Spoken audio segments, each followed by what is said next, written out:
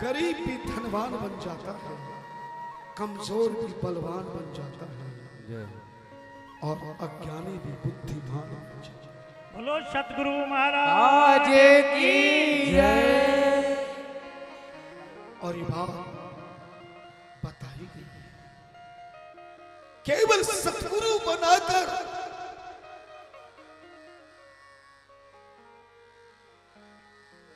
गुरु महाराज की मूर्ति का ध्यान करें, उनके चरणों की पूजा करें और उनके मंत्र का जाप करें तो अपने आप गुरुदेव मोक्ष को प्राप्त करा देते हैं। ध्यान मूलम गुरुर मूर्ति, पूजा मूलम गुरु कृपा, मंत्र मूलम गुरोर्वाक्यम, मोक्ष मूलम गुरु कृपा। जो गुरु के मूर्ति का ध्यान हमेशा करता है, जो गुरु के चरणों की पूजा प्रतिदिन करता है। पर एक सच बताऊं, अगर मैं आपसे प्रश्न करूं कि गुरु की पूजा कहां से करनी चाहिए, आप जब भी किसी सतगुरु को घर में बुलाकर या उनके आश्रम में जाकर जब उनके पूजा करते हो ना, तब आप दोनों चरणों में पानी डाल के धोते हो, फिर तौलिए से साफ करते हो, फिर दोनों चरणों को आप तिलक लगाते हो, पुष्प चढ़ाते हो, अक्षत चढ़ाते हो, गुरु महाराज को फिर तिलक करके आप माला पहनाते हो, है ना। मगर याद रखना, सनातन धर्म के अनुसार 5 प्रकार के शिवलिंग हैं। नोट कर लेना, 5 प्रकार के शिवलिंग है, जिसमें पहले शिवलिंग का नाम है स्वयंभू शिवलिंग। कौन सा शिवलिंग है? स्वयंभू शिवलिंग। और दूसरे शिवलिंग का नाम है बिंदु शिवलिंग।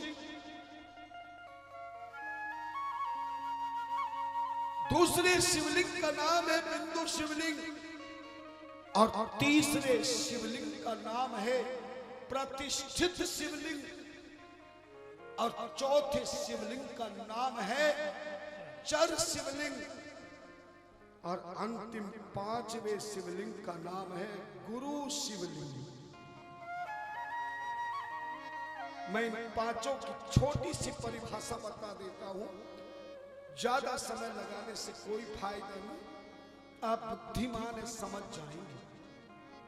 पहला शिवलिंग जो स्वयंभू शिवलिंग है, इसके नाम से ही हमें अर्थ पता चल रहा है। स्वयं माने खुद, भू माने पृथ्वी, स्वयंभू जो अपने आप किसी के द्वारा जमीन की खुदाई होने पर कोई शिवलिंग जमीन के नीचे हमें प्राप्त हो जाता है और उसकी हम मंदिर में प्राण प्रतिष्ठा कर देते हैं, तो ऐसे शिवलिंग का क्या नाम है? स्वयंभू शिवलिंग। दूसरा बिंदु शिवलिंग, जो रंगोली के द्वारा जमीन पर, कागज पर, दीवार पर, चौकी पर रंगीन चावलों के द्वारा विद्वान लोग लिंग तो भद्र आदि वेदी पर बनाते हैं।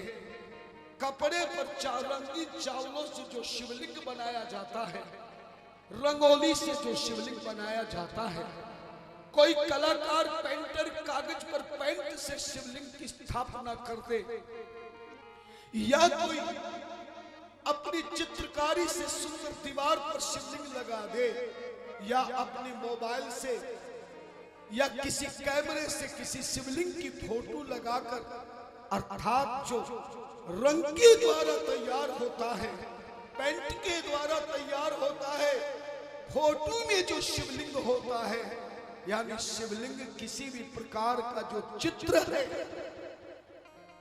वह शिवलिंग बिंदु शिवलिंग कहलाता है।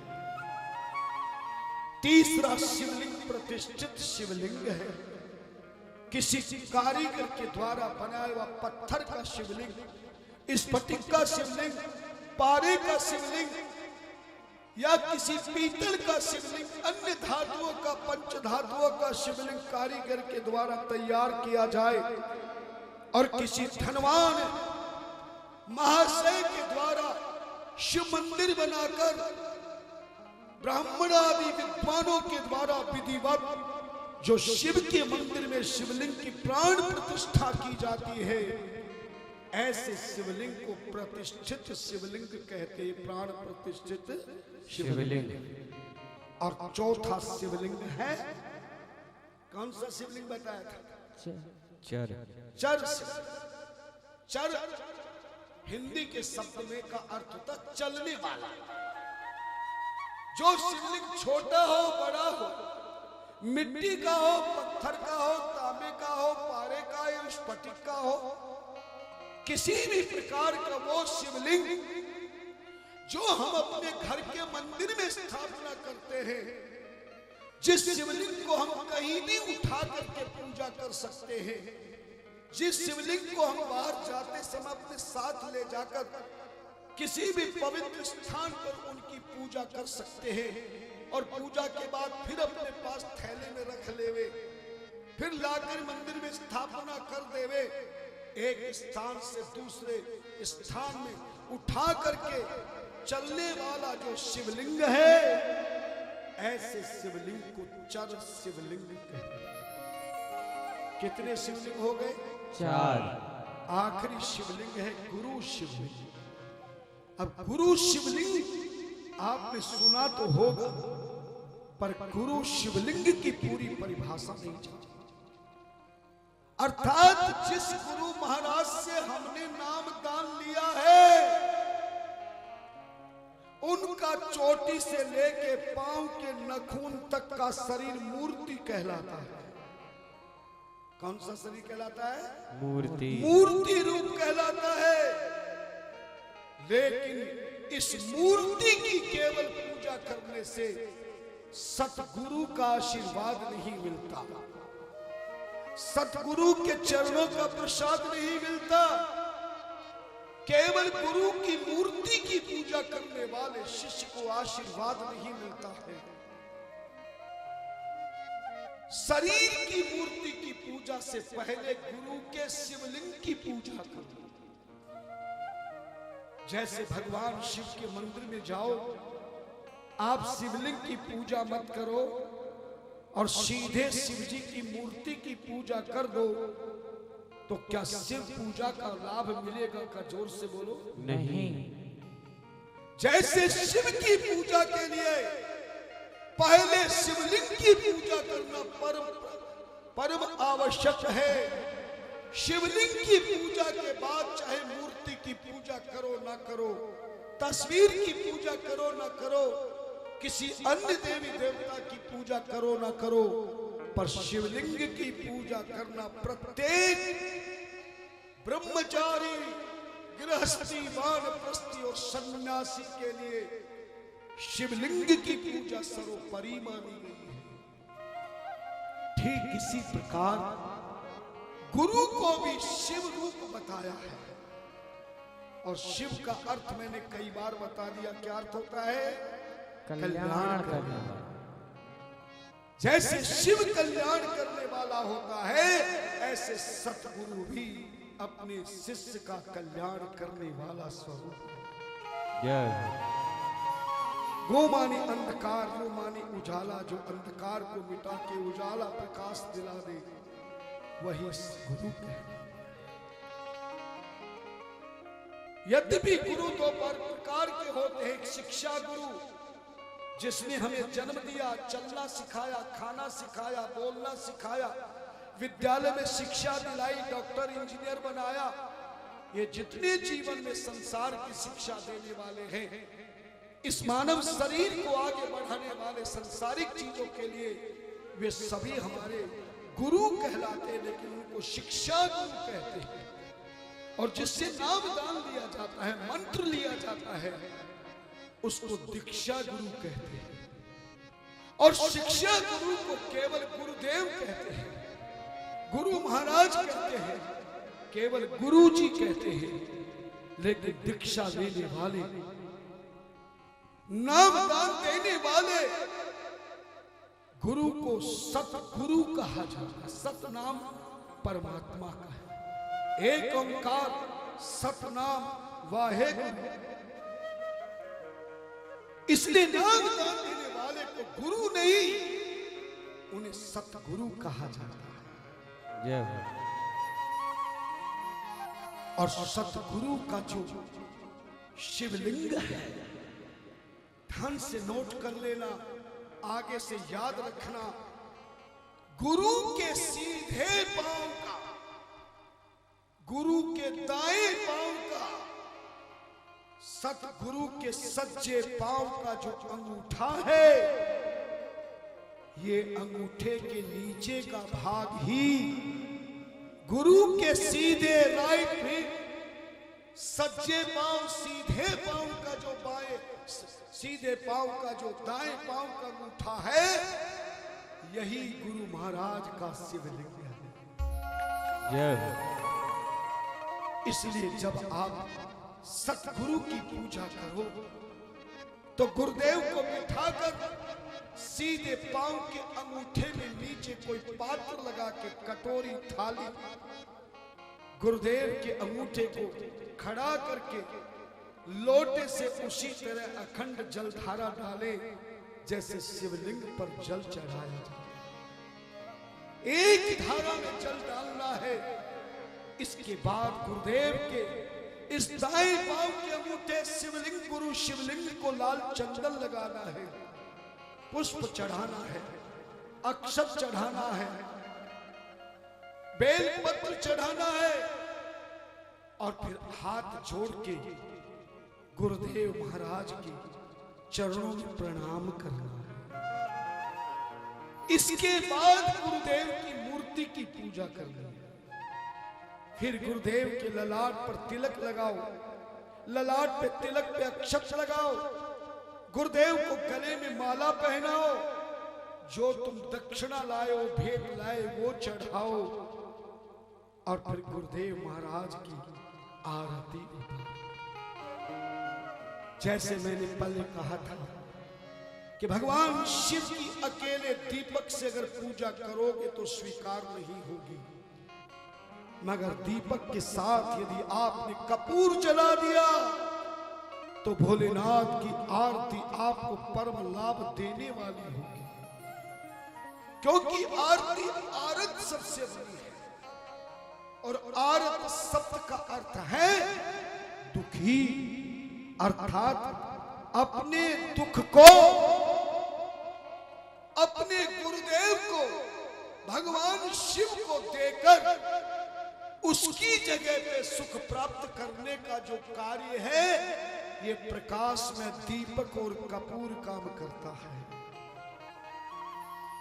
अगर आप रोजाना अपने घर के मंदिर में सुबह और शाम कपूर जलाना शुरू कर दे, लेकिन वो टिकली वाला कपूर नहीं, उसमें केमिकल होता है। एक खुला कपूर आता है, सफेद रंग का होता, बिल्कुल चकली जैसी, बर्फी की चकलियां जैसे होती, बड़ी बड़ी छोटी छोटी, छोटा सा टुकड़ा भी टूट जाएगा। ऐसा शुद्ध कपूर लाकर घर के मंदिर में रख लेवे, और सुबह की आरती में दीपक में कपूर जाल करके आप केवल मंदिर में ही नहीं घुमाना, आप अपने पूरे घर के कमरों में कपूर को धूनी रोज सुबह शाम देकर देखना, तुम पर भोलेनाथ की कैसे कृपा बरसती है। जिसके घर में कपूर जल जाता है, नमक के पानी का पोछा लग जाता है, उसके घर में नेगेटिव पॉइंट हमेशा के लिए समाप्त हो जाते हैं। नकारात्मक ऊर्जा समाप्त हो जाती है, सकारात्मक ऊर्जा फैल जाती है। कपूर जलाकर देखना, उसमें कलेश नहीं होगा, रोग घर में नहीं आएगा, शत्रुता घर में नहीं होगी, परिवार की बुद्धि शुद्ध बन जाएगी। इस कपूर का बहुत बड़ा महत्व माना है। आप कपूर जलाकर का रोज नियम बना ले, झाड़ू का सम्मान करने का नियम बना ले, बृहस्पतिवार वीरवार को छोड़ के नमक डालकर पोछा लगाने का नियम बना ले, और रोजाना 7 दिन, हर महीने, हर वर्ष रोजाना सुबह और शाम डली वाला कपूर किसी मिट्टी के दीपक में जला के थाली प्लेट में रख के पूरे घर में घुमाकर खुले स्थान पर रख दीजिए। अरे कपूर की तो राख भी नहीं बनती है ना जी। जैसे कपूर अपनी राख को भी खाक कर देता है। धर्म ग्रंथों ने लिखा है, जिस गृहस्थ के घर में कपूर की धूनी सुबह शाम दे दी जाती है, वहां त्रिलोकीनाथ, विश्वनाथ, दीनानाथ, मां पार्वती सहित गणेश, रिद्धि, सिद्धि, कार्तिक के साथ वहां पर निवास करते हैं। और जहां शिव का परिवार निवास करता, वह सारे देवी देवता वह पहुंच जाते। इसलिए गुरुदेव की भी कभी आरती करने लगो तो मैंने 30 साल पहले गुरुदेव की आरती को अपने हाथों से लिखा है, और ये आरती जो मैंने 30 साल पहले तैयार की थी, आज पूरे भारत में इस आरती को गाया जाता है। आप भी इस आरती को रोज अपने घर में करें, कपूर जलाएं, सारे देवी देवताओं की पूजा करने के बाद सबसे पहले गुरुदेव की आरती गाएं। कई लोगों के घरों में मैंने देखा, न जाने कितनी आरती बोली जाती है। कई लोग बड़े खुश होते मेरे पास आके, बोले गुरुजी पहले मैं गणेश की आरती करता हूँ, फिर शिव जी की आरती करता हूँ, फिर गुरु जी की आरती करता हूँ, फिर दुर्गा जी की करता हूँ। मैं कहता हूँ तू ये बता, घरवाली की भी आरती करता है कि नहीं? महाराज जी आप तो हंसी कर रहे हो। मैंने कहा मूर्ख, दूध कितना भी अच्छा होता है, दूध बढ़िया होता है ना जी, पर किसी को 1 गिलास से ज्यादा 4 गिलास जबरदस्ती पिलाना पड़ जाए तो वही दूध खतरा पैदा कर देगा। 10 साल में कोई आपका परिचित व्यक्ति आया, प्लेन से उड़ करके आया, आप एयरपोर्ट बाहर उसके इंतजार खड़े हैं, आप जब मिलते हैं तो कितना प्रेम से मिलते हैं, लेकिन जिससे तुमने झपकी पाई है उसको छोड़ो ही मत आधा घंटे तक। वो खूब छुड़ाए पर छोड़ो मत, तो ये मिलना भी आपका शत्रुता में हो जाए। बोले तेरा दिमाग खराब हो, छोड़ क्यों नहीं रहा? किसी भी कार्य को समय, स्थिति और परिस्थिति के अनुकूल करने से ही लाभ होता है। सनातन धर्म के संतों के अनुसार किसी भी गृहस्थ के घर के मंदिर में सुबह हो या शाम, दोपहर में हो या सुबह, केवल 2 आरती करनी चाहिए। जिस घर में 2 से ज्यादा आरती होती है, उस ज्यादा आरती करने पर भी किसी दवाई की ज्यादा डोज लेने पे जल्दी बीमारी खत्म होगी कि वो बीमारी खत्म हो जाएगा। केवल 2 आरती करना है, और दोनों आरतियों में से पहली आरती गणेश की नहीं करनी। गणेश की तो सबसे पहले पूजा होती है, पर आरती ग्रस्त के अंदर सबसे पहले अपने सतगुरु महाराज की होनी चाहिए। और मैंने आपको एक आदेश दिया था, आपको कथा तो बहुत अच्छी लग रही है, पर आपको मैंने एक आदेश दिया था कि मेरे हाथों से लिखी भजन की एक पुस्तक आप जरूर लेकर बैठना। कितनी माता बहन और बेटी भाइयों ने ली, जरा बताओ। राम, इतनी अमूल्य चीज मैंने लाखों भक्तों के कहने से तैयार किया। क्या तुम्हारे पास भजन की पुस्तक लेने के लिए भी परेशानी है क्या? जिसको लेने की परेशानी हो मेरे आचार्य से बोल देना, ये दिलवा देगा, तुम्हें फ्री में दिलवा देगा। क्या हो गया? एक संत के वचन का तुम अगर इस तरह पालन करोगे, मैंने दो ही चीज की आज्ञा दी है और देखना चाहता हूं कि आप मेरा कितना आशीर्वाद लेने लायक है। संत ऐसे किसी को आशीर्वाद नहीं देता, संत की कृपा ऐसे नहीं होती है। भगवान भी किसी पे कृपा करने से पहले परीक्षा लेता है, लेकिन तुम तो पहली परीक्षा में ही फेल हो गए।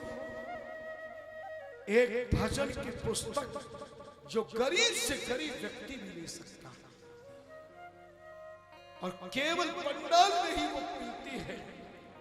अगर आप इस भजन पुस्तक को डाक से मंगाएंगे तो दुगना पैसा देना पड़ेगा, और वो भी मिले या ना मिले। आज इतनी मांग है इस भजन पुस्तक की, क्योंकि जितनी उपाय मैं बताऊंगा या बता चुका हूं, जो विधान मैं बता चुका हूं बताऊंगा, छोटे रूप में मैंने इसमें अपने हाथों से लिखा है। हर भजन को लिखा है, गुरु की आरती को लिखा है, शिव पुराण की आरती को लिखा है, राम कथा की आरती को लिखा है। क्योंकि मेरी आदत है, मैं अपनी मेहनत से ज्यादा खोज करके आप लोगों को ज्ञान बटोर कर लिख करके लाता हूं, और भजन भी मैं नए नए बनाकर ऐसे भजनों को आपके सामने लिखकर आपको देता हूं जो शायद मेरे अलावा आपको कहीं नहीं। ये आरती केवल हमारी भजन पुस्तक के अलावा कहीं नहीं मिलेगी, और इस आरती को जब आप गाओगे ना, देखना लगेगा कि गुरुदेव आपकी तस्वीर में स्वयं प्रकट हो गए हैं और इस आरती से आपके दुखों को निवारण कर रहे हैं, आपके जीवों को। सब एक एक पुस्तक भजन की लेके देखना, और जो भजन में बता दूं उसको निशान लगा लेना, और रोज इस गुरुदेव की आरती को गाइए। आगे आगे मैं बोलूंगा, संगीत वालों के साथ में आप भी गाइए। आपसे भी निवेदन है, आप भी भजन पुस्तक लेके बैठे और भजन की तरह जब आरती गाएं तो मेरे गुरुदेव का ध्यान करना, अपने गुरुदेव का ध्यान करना। तारों में चंद्र समान हो आप गुरुदेव, आपकी जय। तारों में चंद्र समान हो आप गुरुदेव, आपकी जय होवे। गुरुदेव आपकी जय होवे, महादेव आपकी जय होवे। गुरुदेव आपकी जय होवे, महादेव आपकी जय होवे। गुरुदेव आपकी जय होवे, महादेव आपकी जय होवे।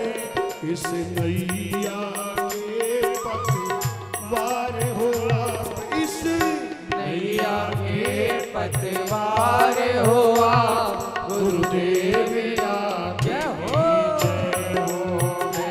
तारों में चंद्र समान हो आप गुरुदेव आपकी जय होवे। जय हो।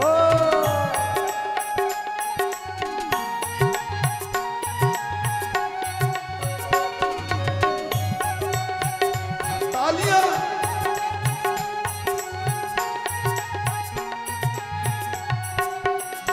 एक आपका ही सहारा है, तन मन धन आपके वाला है।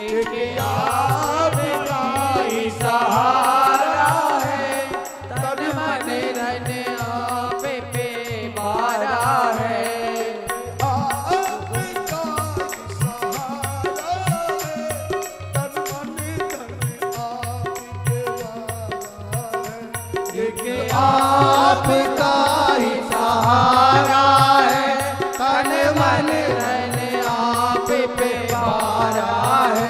बिना आपके कोई न हमारा है, बिना आपके कोई ना हमारा है। गुरुदेव आपकी जय हो तारों में चंद्र समान हो, गुरुदेव आपकी जय हो। जय हो।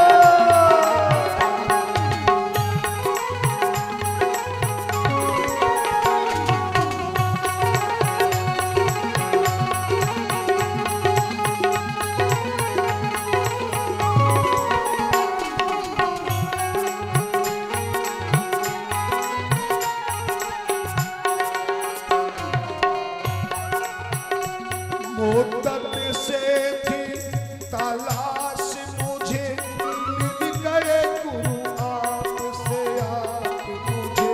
मुद्दत से थी तलाश मुझे, मिल गए वापिस आप मुझे। मुद्दत से थी तलाश मुझे, मिल गए गुरु आपसे आप मुझे।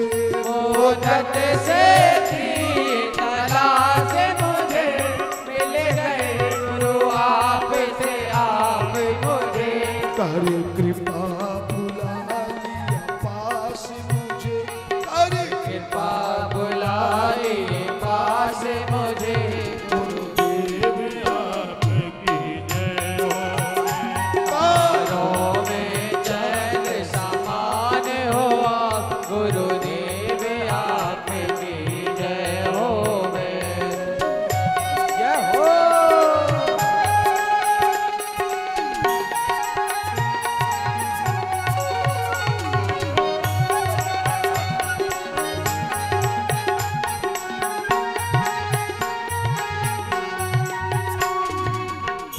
एक अर्ज मेरी मंजूर करो, कुछ तो प्रभु तरस हजूर करो। एक अर्ज मेरी मंजूर करो, कुछ तो प्रभु तरस हजूर करो। एक अर्ज मेरी मंजूर करो, कुछ तो प्रभु तरस हजूर करो। एक अरज मेरी मंजूर करो, कुछ तो प्रभु तरस हजूर करो। मेरे मन का अंधेरा दूर करो, मेरे मन का अंधेरा दूर करो। गुरुदेव तारों में चंद्र समान हो, गुरुदेव आपकी जय हो। गुरुदेव आपकी जय हो वे, महादेव आपकी जय हो वे। गुरुदेव आपकी जय होवे, महादेव आपकी जय होवे। इस नैया के पतवार हुआ, गुरुदेव आप जय हो। इस नैया में समान हो, गुरुदेव आपकी जय होवे। गुरुदेव आपकी जय होवे। गुरुदेव आपकी जय होवे। गुरुदेव आपकी जय होवे। हरे हरे महादेव हरे हरे हरे हरे। इस मानव जीवन को पूजा पाठ जप तप यज्ञ हवन धर्म कर्म योग बनाने के लिए सबसे पहला काम है, इस मानव शरीर से हम किसी महान विद्वान से ज्ञानवान से हम नाम दान लेवे गुरु दीक्षा लेवे, मगर याद रखना हमारे महापुरुषों ने कहा, बोले पानी पीना छान कर और सतगुरु बनाना जानकर। बोला करो ना, ज्ञान हैं? मुख्य यजमान बोला करो। अब पत्नी बैठी है तो क्या बात है डरने, क्या मैं तुम्हारे साथ हूं?